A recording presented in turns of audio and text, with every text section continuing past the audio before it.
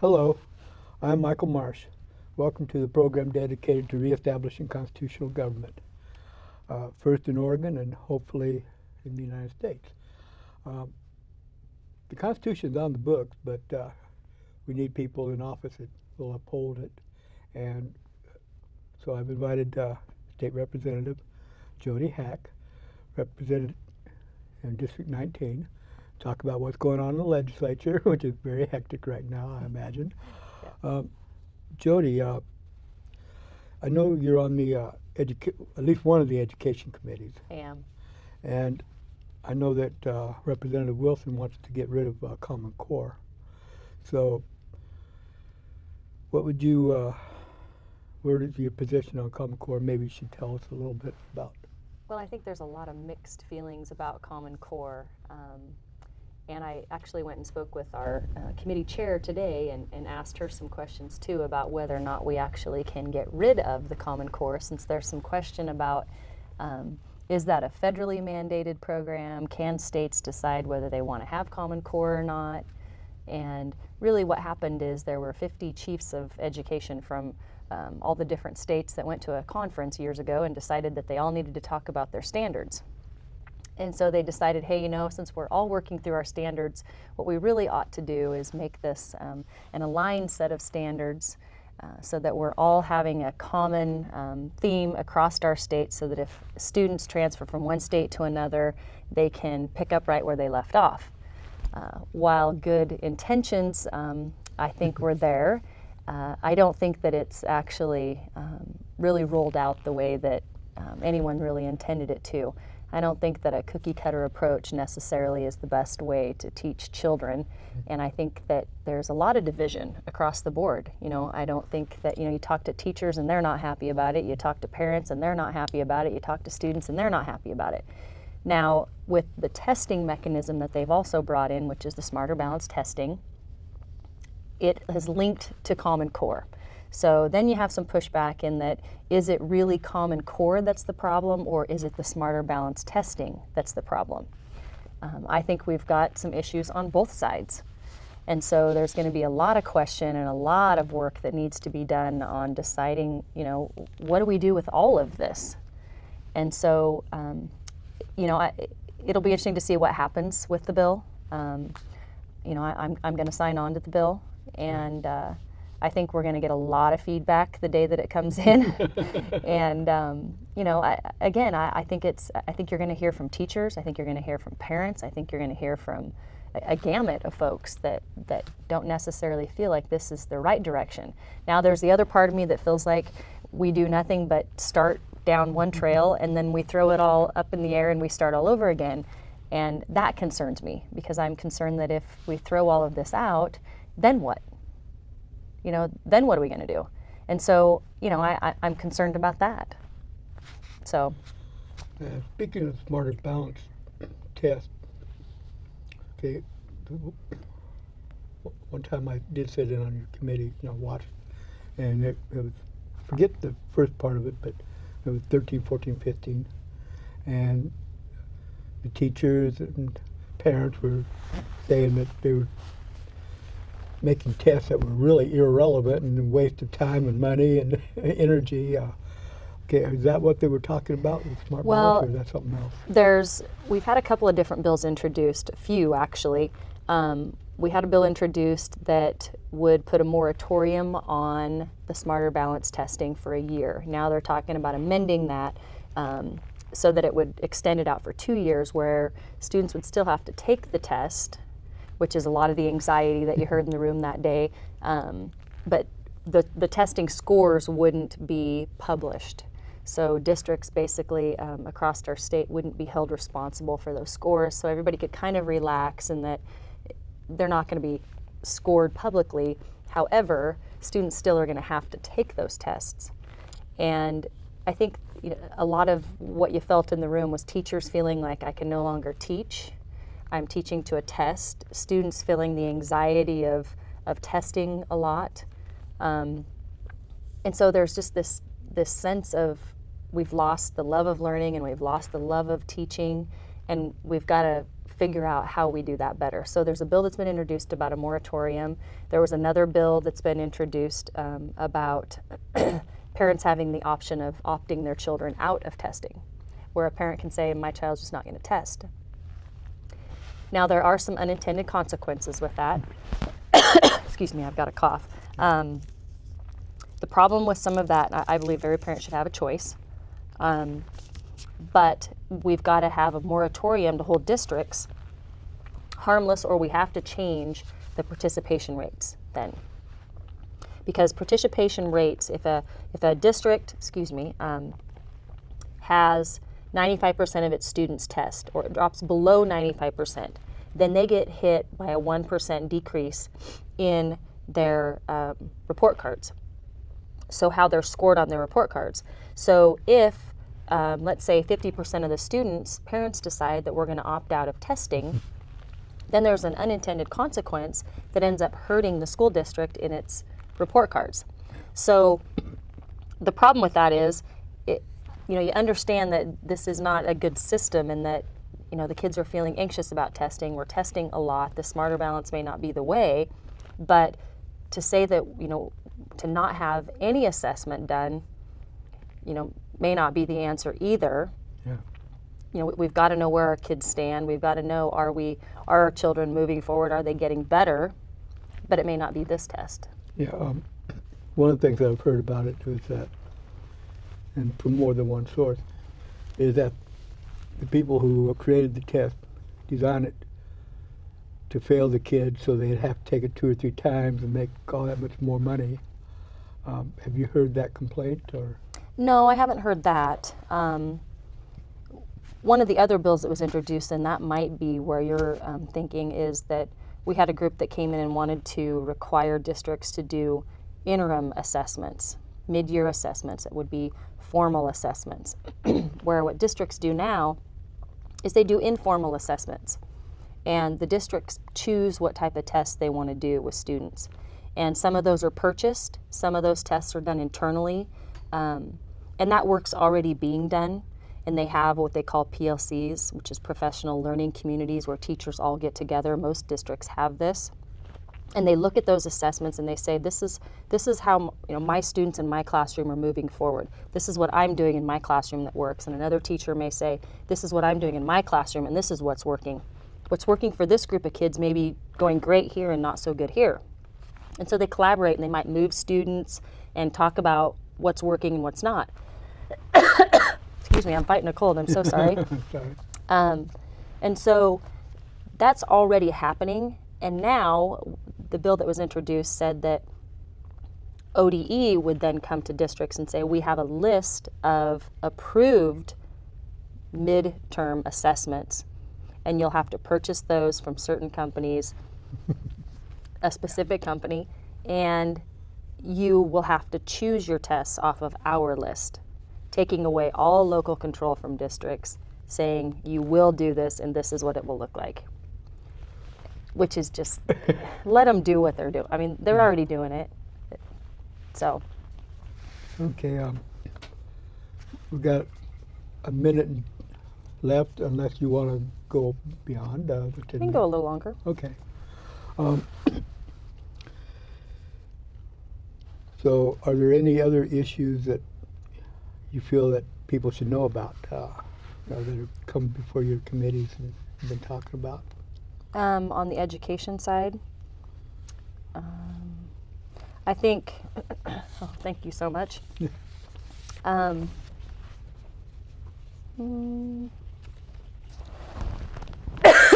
Sorry. What did they tell you about getting out of Common Core? Can we or not? Well, Becky, she Harlan? honestly could not, she didn't know for sure. That was yet to be determined, and I certainly would think it's something that we probably could do, because it's not that I don't think it's technically federally mandated. I know that they had some dollars attached to the implementation that were federal incentive dollars, but I think it's up to the states to decide that. Well, one of the other one thing you might want to keep in mind also is the U.S. Constitution there's no place in there for the federal government to be involved. I mean, they are, they have a Department of Education, but I'm not really sure they can legally mandate something they have no authority over. I think you're right. I think the only thing they really did back then was tie dollars to us. Yeah. If you do it, you get the money. Okay, now you're about to say something? The other piece that kind of came in this package was keeping districts from being able to post information about students' testing scores. I think that's important for parents to know. I don't think that there's been a policy that districts openly post scores, but I think there's been incidents where that's happened, or the information on how a student may have tested was somehow given out. And so there's a bill that's been introduced that would not allow any student scores to be published whatsoever or made available to anybody. Yeah, that's a good idea, especially when there's some concern about the tests themselves. Yeah. Yeah, so I think that was just a kind of a cleanup bill. But, I think the assessment piece is probably the hot topic right now, and then obviously what we do with the Common Core. Yeah. But the bigger question again is going to be, then what do we do? If not Common Core, what do we do? I don't know. That's a big question for some folks that are smarter than I am. So what about letting each district decide for themselves what they're going to do? Well, I think that it's important that you have some statewide system set in place, because when you look at the standards nationally, we do have to have some assessments that we can look at and compare us nationally. I think we've gone a bit crazy with those assessments, but I do think it's important that we have some guiding principle about how our students are comparing in our state versus others. So to completely throw that out would not be good policy, I don't think. But I do think we've completely gone overboard. And it was interesting. I had some superintendents come and visit me from some different schools, and I asked them. I said, "So what is it that students are talking to you about? What's really important to them?" And another big hot topic right now is changing how we weight schools for funding based on attendance. And I'm really concerned about that, and because they want to change it from a weighted system that it has now based on if a student shows up to school. So trying to make it so that more students will come to school, because if they don't show up, then the funding won't be there. They'll cut some of their funding. Well, part of my concern with that is that poorer schools will then become poorer and richer schools will become richer. Because you can't, when you've got a single parent in a poverty situation or facing, 9 out of 10 risk factors, and you look at the parent and say, well, if you don't get your child to school, their education's going to be affected, the funding's going to be affected. That's just one more thing for them to worry about, and they're not going to be able to do that. One problem I have with the current situation, okay, a few years ago I had a relative. She was 16, and her and her mom did not get along, so she ended up staying with me for a while.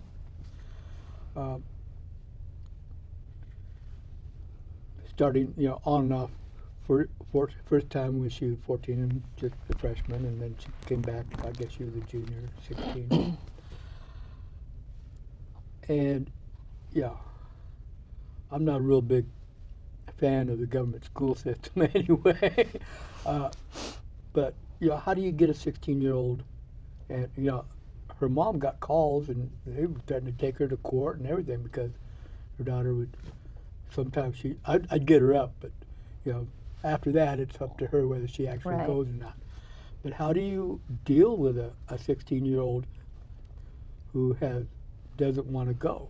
Well, I don't think the answer is saying that we're going to cut funding from schools, which is what they're trying to do. And I think the real answer comes from, do we have counselors in our schools that are connecting with kids? Do we have truancy officers that are knocking on the door saying, it's time for you to show up to school? Do we have classes and things in school that connect kids to school? Are we teaching so that kids love to be there and they're loving to learn? If all we're doing is teaching to a test, and kids aren't enjoying school, and kids aren't making connections. We used to have high school counselors when I was in school, and we had connections with those people, and and teachers loved to teach, and it was, you know, it was enjoyable. Now all you hear from kids is, I'm stressed. It's teaching to a test. It's nobody, you know, we've lost that. And so I don't think by saying to a district, we're going to take away the dollars from you, is going to make that kid show up to school. No. So I think the real root cause is why are they not there? Why do they not want to be there? And what can we do to make that connection happen better and make those calls? You know, have a counselor that's on the phone saying, why isn't your child in school?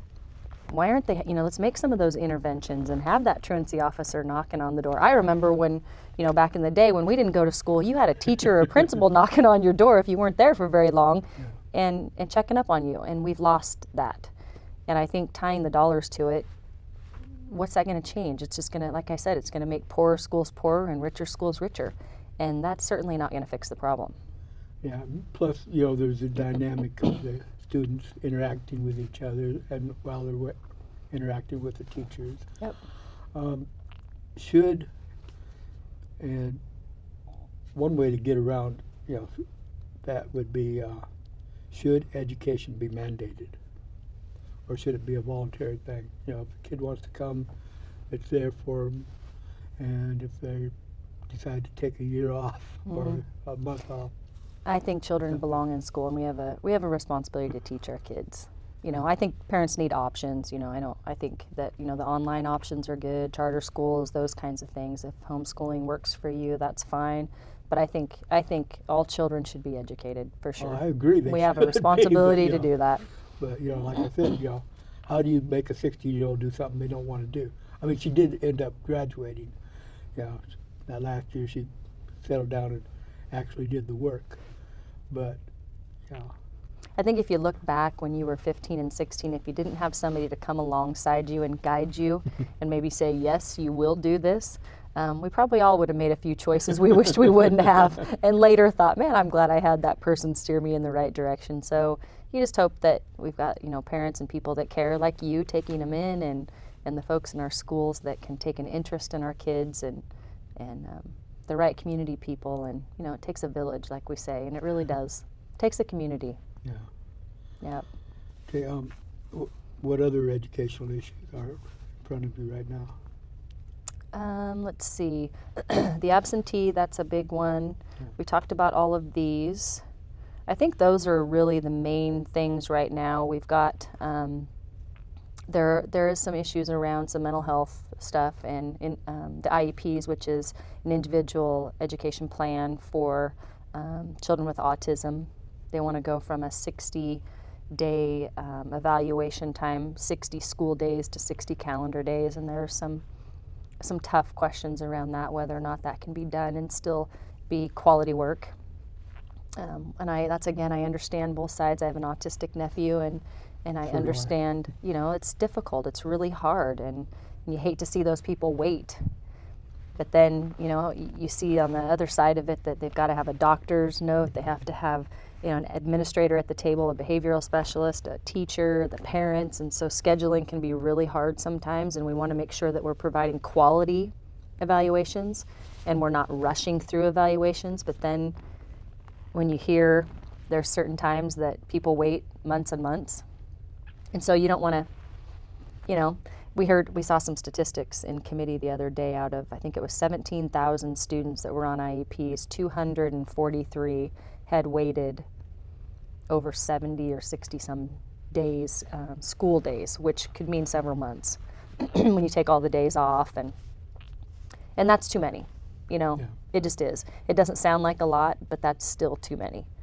And so we've got some work to do there, but, you know, I'd like to see us do some research on the numbers of students with autism that have increased over the last 10 years, because I know there's a significant increase, and I'd like to see what we've invested in that. And I don't think we've done a whole lot. You're probably right. I don't know why, but for some reason it reminded me. I know our former governor wanted to change the kindergarten thing to all day. Uh-huh. Has that come in front of you? Has that been discussed? Well, that starts this year. And so now what's happening is the funding for that. Yeah. And so that'll go before the Ways and Means on the funding issue and how that's going to work. What I have seen so far is that as long as districts offer it, they will be funded. If they opt not to do it, then obviously they wouldn't get the funding. So it's not going to be a mandatory all-day thing? No. Most districts, from what I hear, though, and talking with the folks at ODE, most districts are doing it. But it's tough on them. You know, it was an unfunded mandate at first. Then it was, you can do it, you don't have to do it. But if it's there, most districts are expected to do it. And, what 2 teachers could do before now takes 4. 2 classrooms now takes 4. So it's not going to be an easy thing. Have they given a really good justification for why a 4-year-old needs to be in school all day, especially a 4-year-old boy? I wasn't in the conversations. That would have been before my time when they decided to do the mandate. So, I didn't see the data that they had on that when they decided to do it. Yeah, I don't know. Because I know, most 4-year-old boys especially, every 10 minutes they want to do something and go out and play or something. Yeah. And it seems like an all-day kindergarten would be kind of counterproductive. I think a lot of them are waiting till they're 5 and 6 now. And in conversations I have with kindergarten teachers, as long as the students enter school ready to learn, it's productive. If they're entering school and they're not ready to learn, it's hard. So that brings up, the whole other point of, what are we doing to make sure that we have every child ready to learn? Because preschool comes into play, and it used to be when we started school, if you knew your ABCs and knew your colors and you could tie your shoes, sort of, you were ahead of the game. Now it's so much more than that. And so it's, preschool typically is kind of a have and a have not. And so we've got to address those issues eventually. Do you know how they're going to plan to do that? Well, that's going to be a longer conversation, I think. Probably. I don't know what all, it might be higher education committee or it might be yours, I'm not sure. They are also talking about quote, free, unquote, community colleges. Has that come in front of you? Not in front of mine, but I've had lots of conversations about that. And what's your take on that? Well, one, I'm curious how we're going to pay for that when we're struggling to fund K-12 education.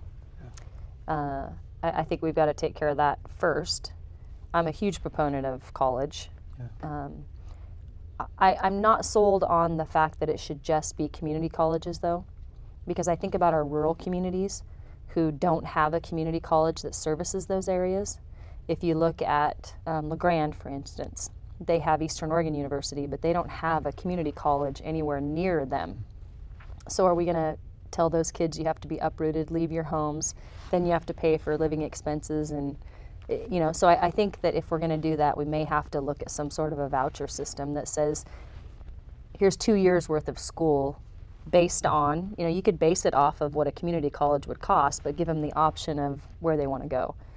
And because I think it might be a disservice to the smaller rural kids that come out of high schools that don't have a community college in their backyard, that want to live at home and get an education. So I would hate to see it just community college, even though I'm a huge supporter of community college. I started there, graduated from Schmeketa, and I think there's a ton of opportunity. But we got to figure out how the heck we will ever fund that, because I certainly don't want to put the educating today's students on the backs of tomorrow's. Yeah. I mean, that just that makes no sense. And we can't tax people anymore. I don't agree with that. So there's a lot of issues with that. It's how the heck do you get the money for it? We've got to take care of K-12. Yeah. So. And, I think Tennessee has already started that. And has anybody talked about checking it out, see if it actually works and how it works? That committee probably has had those conversations. I haven't been a part of that, but I would think whoever is working on that probably has done that, but I don't know. Yeah. Some things, because I'm a big supporter of community colleges, but I know the way Obama was talking about it at the federal level, I'm not sure it'd be very helpful, because like a lot of people, they're job situation changes and they need to retrain, so they'll go to a community college. But they also have to work at the same time, Right. And I don't know about Oregon's plan, but the ones they're talking about at the federal, if you're working part-time, it sounds like you wouldn't be getting that assistance. Do you know whether... I don't know much about that part. That would be a shame, though, because, again, we're saying don't work and we'll reward you. Yeah. I'm all for working and being rewarded. I'm not. That would make no sense to me, but... Yeah. But then a lot of things the government does Yeah. don't make sense. Yeah. So what else is in front of your committees? Let's see, we're working on the transportation package. That has yet to be revealed, though, so we'll see what happens there. That's going to be interesting. Speaking of transportation, my state senator is Peter Courtney. I asked him to vote, put a stop to Senate Bill 324, the fuel, playing with The carbon fuel tax. Yeah. But it passed. He usually doesn't do what I want him to do. But we have nice conversations anyway. Mm-hmm. So where is that at in the House? And You'll have to tune in tomorrow. Okay. We get it tomorrow. Oh, Yeah. so how you plan to vote on that? Oh, absolutely no. Yeah. Yeah, absolutely no. That's just not. It's not good for Oregonians. No. That's just bad policy. Well, good for Sylvia Hayes and Tom Stryker. Yeah. It's pretty bad when you ask for information and everybody's under subpoena and they can't even give you any information. I mean, if that isn't enough to say we need to stop and wait, I don't know what is, but Yeah, it seems like a good reason to stop. yeah. I mean, when we've had questions and you go to ask certain people in offices and you can't even get information because they're under a subpoena, that we just need to wait. Yeah. But Come yeah, back next year yeah. or something. Or never. Yeah. We need to hear, but we hear it tomorrow, so I'm sure you'll be at the Capitol tomorrow I'm going to try to be there. listening in. But yeah, it comes before the House tomorrow. The full House or the committee? The full House. Ooh. Yeah, So it's already gone through the committee then? yeah. I Ouch. anticipate it will be a long day. Yeah. 11 o'clock. Yes. Actually, yeah, 11 o'clock. I was thinking we start at 10:30, but I think we're going to go 11. So Yeah. it's, yeah, you'll have to. You should have just done your show from right there Yeah, tomorrow. That right, would have with been, the camera. yeah, just had your camera right there. That would have been some great watching. Oh, yeah. So that's going to be. So we'll see what happens with the transportation package with that. But I'm in transportation, and so we're having a lot of conversations around the needs across our state and what we need to do with that and infrastructure and taking care of what we've already created and built. And I think it's important that people, and I talked to ODOT about this at length too, just educating people on the needs that ODOT has, because I just, if you don't see it, you don't know. And there's so much across our state. So had a lot of conversations about that and the importance of rail and, their economy and some of the impacts of what's happening up at the port. We have yet to see what that's, with Hanjin and all that. We have yet to see the far-reaching ripple effect of what that's going to do. Well, Hanjin was a major part of that whole port of Portland, isn't it? Yeah. So if they really do go up to Seattle, Portland, Which will affect our ability to get goods in and out. Okay.